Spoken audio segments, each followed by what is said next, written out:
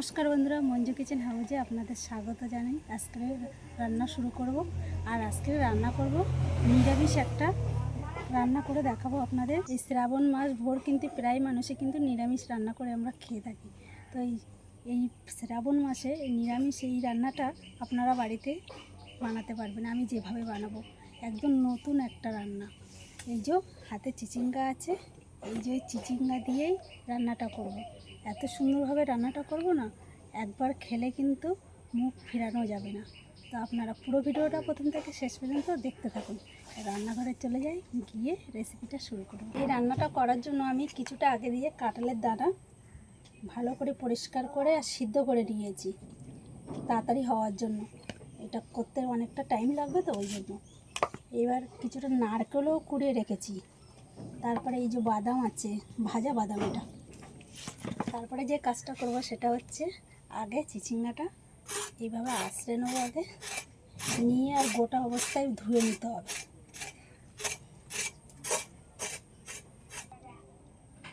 এই চিচিঙ্গাগুলো কিন্তু এরকম সাইজ করে আগে আমি কেটে নেব। প্রত্যেকটা চিচিঙ্গা এইভাবেই কেটে নেব।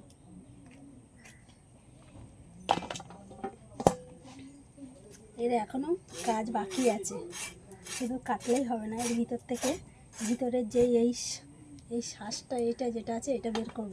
এবার আমি যে কাজটা করব, একটা চামচ নিয়েছি, চামচ দিয়ে এইভাবে ভিতরের দানাটা আর যে ভিতরে যে শ্বাস মতো আছে এটা বের করে নেব পুরোটা। প্রত্যেকটা চিচিঙ্গা এইরকমভাবে রেডি করে নেব। এই নারকেল কোড়া থেকে এখান থেকে হাফ নারকেল বেটে নেব। আর এই যে চিচিঙ্গা যে দানাগুলো বের করে নিয়েছি এটাও একই সাথে বেটে নেবো। এগুলো কচি দানা, ফেলানো লাগবে না। দুটো কাঁচা লঙ্কা নিয়েছি একসাথে, সব একসাথে বেটে নিচ্ছি। এবার মশলা বেটে নেব। এখানে কয়েকটা গোলমরিচ নিয়েছি গোটা, কালো সর্ষে, সাদা সর্ষে, পোস্ত আর চালমগজ, বাদাম,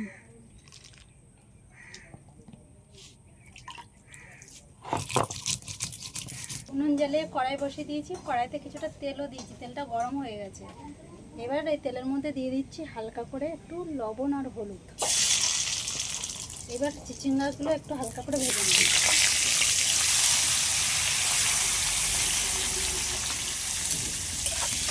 এই চিচিঙ্গাগুলো একটু হালকা লাল করে ভেজে নিয়েছি, এগুলো হয়ে গেছে। এবার আমি তুলে নিচ্ছি। এই ভাজা তেলের মধ্যেই হালকা করে একটু কালো জিরে দিয়ে দিচ্ছি। এবার এই নারকেল বাটাটা দিয়ে দিলাম।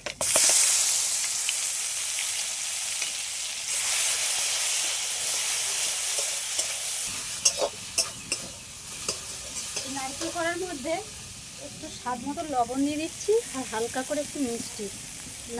মিষ্টিটা একটু কম আছে, ওই জন্য মিষ্টিটা দিলাম। নারকেল একটু ভাজা ভাজা করে নিয়েছি, এবার আমি লাগিয়ে নেব। কাঁঠালের দানাগুলোতে একটু লবণ আর হলুদ মাখিয়ে নিলাম এরকমভাবে। এবার আমি এই দানাগুলো একটু ভেজে নেব।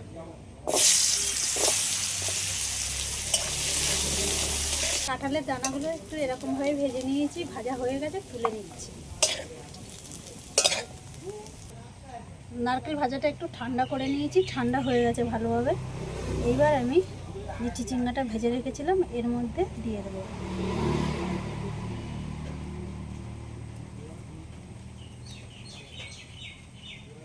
প্রত্যেকটা একটু ভালোভাবে এইভাবে একটু ঠেসে ঠেসে দিতে হবে।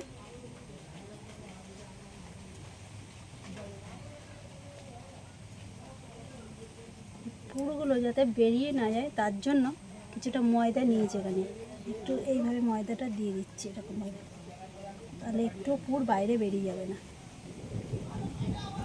রান্না করতে করতে প্রচণ্ড পরিমাণে মেঘ করেছে আর হাওয়াও ছেড়েছে খুব জোর।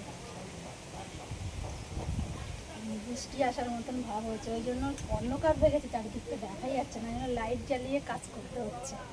এবার তেলের পরে দিয়ে দেবো গোটা গরম মশলা, এলাচ, লবঙ্গ, দারচিনি। ফোড়নটা তো হয়ে গেল, এবার টমেটো কুচি দিয়ে দিচ্ছি।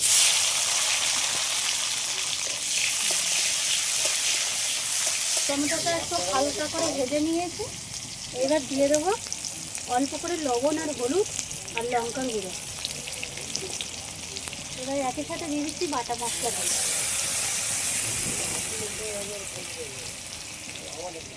একটু গন্ধরাজ লেবুর এরকমভাবে একটু গ্রেট করে দেবো, হালকা করে দেবো, বেশি দেবো না। এই উপরের এই সবুজ অংশটা একটু দিয়ে দেবো। এর একটা ফ্লেভার আছে, খেতে কিন্তু দারুণ লাগবে তরকারিটা।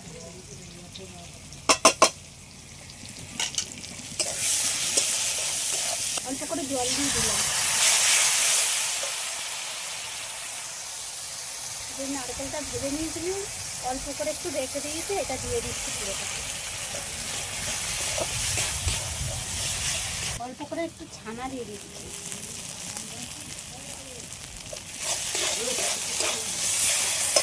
একই সাথে ভেজে রাখা কাঁঠালের চানাগুলো দিয়ে দিলাম।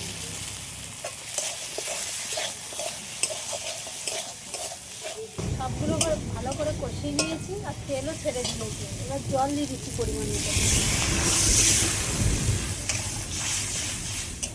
একটু গামাখা মতন হবে, বেশি ঝোল হবে না।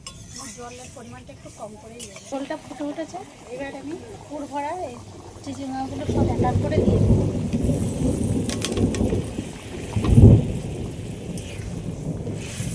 তরকারি কিন্তু হয়ে গেছে। নামানোর সময় অল্প করে একটু ঘি এর ওপর থেকে দিয়ে আর লাগিয়ে দেবো।